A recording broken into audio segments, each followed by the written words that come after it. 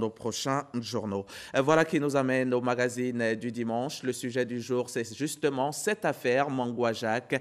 Notre invité, c'est le procureur de la République près le tribunal de première instance de Bouaké, Bramon Koné. Monsieur le procureur, suivons d'abord ce reportage. Le 21 septembre 2019, il a été découvert à Nguessankro, dans la sous-préfecture de Bodokro, au domicile de Jacques Saraka Kofi Mangwa, président du conseil régional de Bouaké, un colis suspect. Son vigile est à l'origine de la découverte. Informés, les gendarmes de Bodokro vont dans un premier temps faire un constat. Le mardi 24 septembre, le procureur de la République près le tribunal de première instance de Bouaké, Koné Brahma, va se déporter sur les lieux. Avec la gendarmerie et en présence des membres de sa famille, le domicile de Jacques Mangwa sera perquisitionné. Des munitions de guerre et des machettes seront découvertes.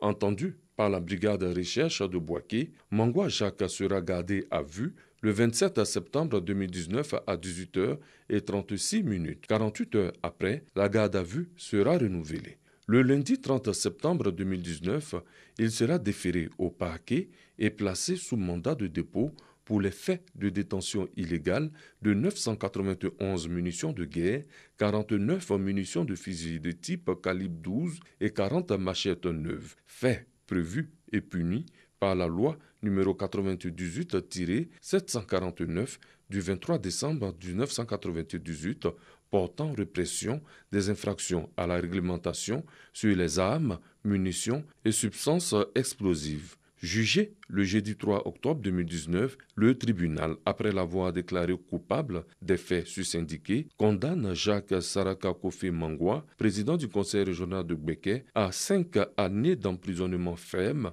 et 5 millions de francs CFA d'amende. Monsieur le procureur, dans quelles circonstances les armes ont-elles été découvertes chez le président du conseil régional? Merci beaucoup. Merci de m'avoir permis de donner quelques précisions suite à ces procès, que je trouve d'ailleurs un procès très simple. En effet, le 21 septembre, M. Kwaku Yao Laurent, qui est celui-là même qui est chargé de l'entretien du domicile de M. Mangwa Jacques, a découvert 2 colis suspects qui étaient entreposés dans la niche. Il ne s'agit pas de la niche qui a été conçue pour les compteurs d'eau et d'électricité. Non, il s'agit d'une niche qui a été construite dans l'arrière-cour qui abrite le moteur qui alimente le forage. Et ce dernier a informé le frère cadet de M. Mangwa Jacques et ce frère cadet a aussitôt informé la gendarmerie avant d'informer même M. Mangwa Jacques. Ça, c'est un détail important. C'est-à-dire quoi? La gendarmerie a été d'abord informée par le frère cadet de monsieur le président du conseil régional. Tout à fait, avant que celui-ci ne puisse informer M. Mangwa Jacques. Et lorsque M. Mangwa Jacques a été informé, il aurait appelé le préfet du département de Béoumi et par la suite la gendarmerie. Alors, les objets qui ont été découverts à son domicile étaient composés, comme on vient de le voir, de 991 munitions d'armes de guerre, 49 munitions de fusils de type calibre 12 et 40 nouvelles machettes. Et d'où viennent ces armes et ces munitions? Mais justement, c'est ça. Il appartenait à M. Mangwa Jacques de nous dire d'où viennent ces armes que nous avons trouvées à son domicile. Écoutez, M. Diaby, vous savez, nous avons vécu une situation difficile à Béoumi courant avril-mai 2019. Je suis un procureur de la République qui ne reste pas dans les bureaux. Je suis toujours sur le terrain. Je me suis déplacé. Je suis allé à Béoumi. J'ai vu les blessés. J'ai vu ceux qui ont été tués à l'arme blanche. Un jeune homme même qui a été pratiquement découpé à la machette. J'ai vu ceux qui ont été tués à l'aide des fusils calibre 12. Ça, c'est Béoumi. Et là, on est à Nguessankro. Tout à fait. Alors, dans le cadre de cette enquête ouverte suite aux événements de Béoumi, nous avons procédé à la recherche des sources d'approvisionnement, puisque nous avons été dit que des armes avaient été distribuées à des jeunes. Mais nous n'avions pas trouvé d'armes. Mais si nous avons trouvé un tel arsenal dans le domicile de M. Mangwa Jacques, mais il appartient à M. Mangwa Jacques de nous dire d'où ces armes viennent. Écoutez, vous avez votre petite idée là-dessus? Oui. Écoutez, M. Mangwa Jacques dit « Je ne sais pas qui a pu mettre les armes à mon domicile. » Mais je voudrais vous faire savoir que la loi dit quoi dans ce cas? Oui, je vais venir avec la loi. Il s'agit d'un domicile privé. Un domicile privé bâti sur une superficie d'environ 1 hectare, avec une clôture d'environ 3 mètres, avec des pointes de sécurité. Alors, il ne s'agit pas de rentrer dans la cour et puis immédiatement, vous allez voir les objets dont il est question. Il faut dépasser d'abord la maison principale et c'est dans l'arrière-cour, la niche là a été construite et les objets ont été soigneusement entreposés, à l'abri même de la pluie. Lorsque nous avons procédé le transport sur les lieux, parce que quand j'ai été informé, immédiatement nous avons décidé de nous rendre sur les lieux pour mieux appréhender les faits. Nous avons ensemble avec le frère cadet de M. Mangwa analysé la situation. Nous avons fait le tour de la clôture, mais il n'y avait aucune trace sur le mur, aucune trace sur le portail. Alors, rien ne prouvait donc que les gens étaient passés par la clôture. Les gens sont passés par la clôture. C'était pourtant l'argumentation principale de la défense. Exactement, la défense, surtout, s'est appuyée sur une déclaration d'un des employés de M. Mangwa Jacques qui s'appelle Amani Moïse. Son chargé de mission. Son chargé de mission qui s'est répandu dans la presse en ligne et dans certains journaux pour dire que la gendarmerie avait pris des photos qui montraient de façon indiscutable l'existence des traces sur la clôture. Alors, lorsque nous avons eu ces éléments en notre possession dans la presse en ligne, nous l'avons convoqué, nous l'avons entendu. Vous l'avez jugé? Nous l'avons entendu, il a reconnu avoir fait des fausses déclarations. Et nous l'avons immédiatement inculpé et il a été traduit devant le tribunal correctionnel pour répondre des faits. Parce que les déclarations qu'il a eu à tenir ont eu pour conséquence même de jeter le discrédit sur les institutions et leur fonctionnement. Ont eu des conséquences même pour saper la morale de la population. Alors il fallait donner un signal fort.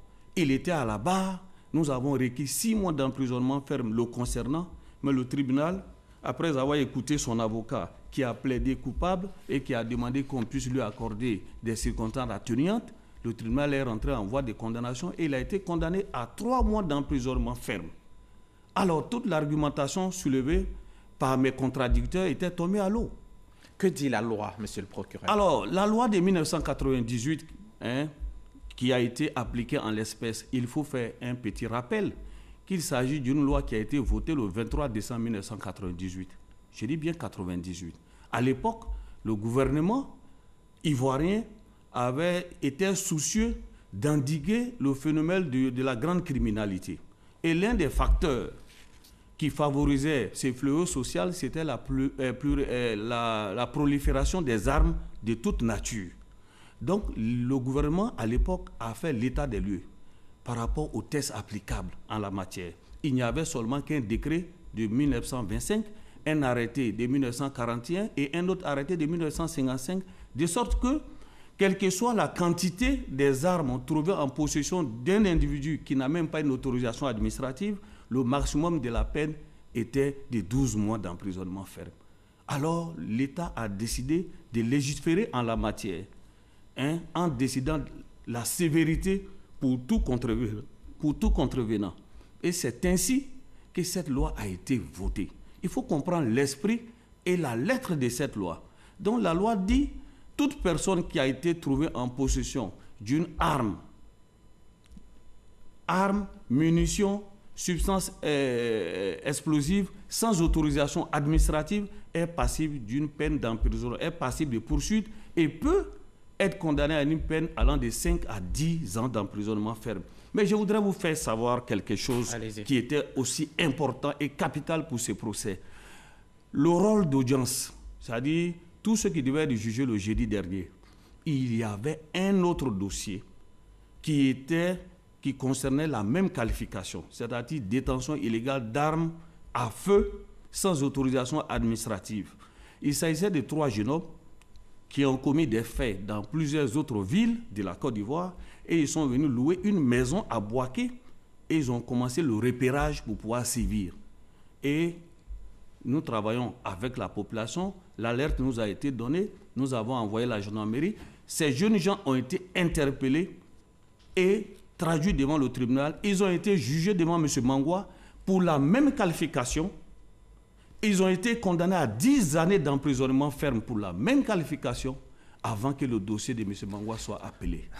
Monsieur le procureur, mais d'aucuns parlent d'un procès expéditif. Pourquoi c'était si rapide? Non, il ne s'agit pas d'un procès expéditif. C'était si rapide? Non, pas du tout, pas si rapide. Parce que durant tout le temps de la garde à vue, il appartenait à M. Mangwa d'apporter la preuve. Vous savez, le procureur de la République, sur la base du Code de procédure pénale, a des pouvoirs qui lui permettent de choisir le mode de poursuite qui sied par rapport aux faits. Or, en l'espèce, il n'y avait rien d'autre à vérifier. Il n'y avait pas d'autre chose à vérifier. Durant toute la période de la garde à vue, M. Mangwa avait un seul moyen de défense, c'est-à-dire les gens sont passés par la clôture, alors que ces moyens de défense s'étaient déjà écroulés. Donc, nous avons jugé utile rapidement de le faire juger, de sorte que si le tribunal estime qu'il est innocent, on le libère, il va reprendre le chemin de son bureau. Alors, si nous avions ouvert information, encore on allait nous attaquer pour dire que M. Mangwa est en prison depuis des mois, il n'a même pas encore été jugé. Mais ce n'est pas la première affaire du genre. On se souvient de l'affaire Sultusul, par exemple, et de son dénouement surtout. Oui. C'est quoi la différence entre ces deux affaires? Mais la différence, c'est que l'affaire Sultusul, il s'agissait d'entreposage des caisses d'armes. Moi, je suis à Bouaké. Nous avons vu les caisses d'armes qui ont été déportées par les militaires. Alors, il fallait, durant la période de garde à vue, on ne pouvait pas clôturer cette enquête. Il fallait donc confier le dossier à un juge d'instruction pour pouvoir mener des investigations et rechercher les différentes ramifications. Alors, c'était une situation d'entreposage. Alors qu'ici, il s'agit de la détention, c'est une infraction matérielle. Il s'agit d'une infraction matérielle, c'est factuel. Alors donc, il faut faire la part des choses. D'accord. Beaucoup pensent même que c'est un procès politique. Non, ça n'a rien de politique. Ce n'est pas parce que M. Mangwa est un acteur politique qu'on va faire la qualification en fonction de cela. Il ne s'agit nullement d'une affaire politique.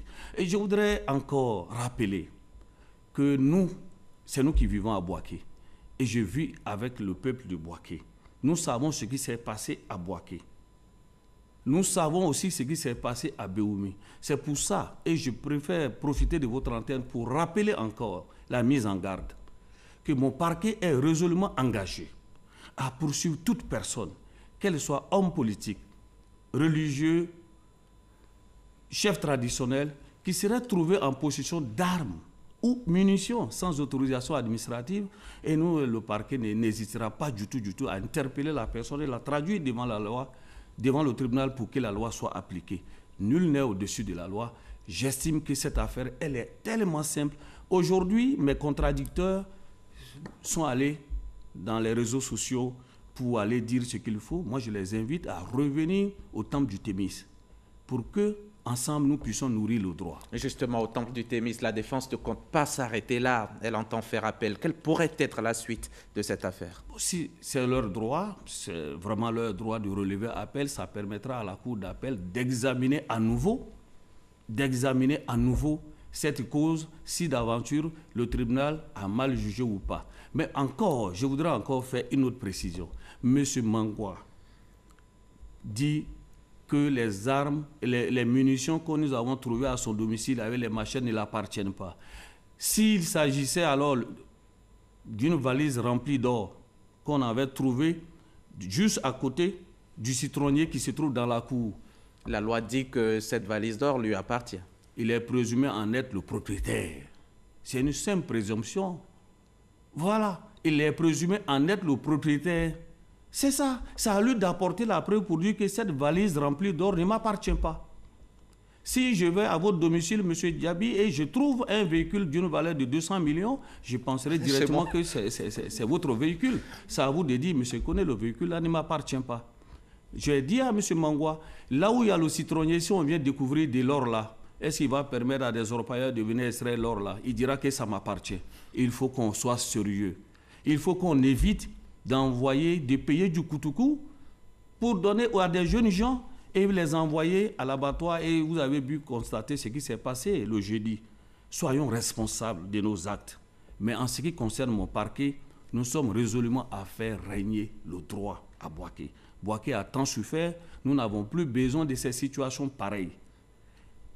Nous sommes là, nous vivons avec le peuple, nous sommes sur le terrain et nous avons toujours dit à nos contradicteurs, il ne sert à rien d'aller sur les réseaux sociaux, le procès ne se passe pas là-bas. Revenez au temple du Thémis pour qu'ensemble, nous allons nous affronter pour nourrir le droit, renforcer l'état des droits en Côte d'Ivoire. Merci. Je vous remercie. Monsieur Koné, Merci. Brahma Koné, procureur de la République près le tribunal de première instance de Bouaké. Je rappelle que vous êtes venu nous donner des éclairages sur l'affaire Mangwa Jacques, le président du conseil régional de Bouaké. Merci encore d'avoir accepté notre invitation et à très bientôt. Merci à vous, chers téléspectateurs, de nous avoir suivis. Vous pourrez revoir cette édition sur notre application RTI Mobile et sur les www.rti.ci.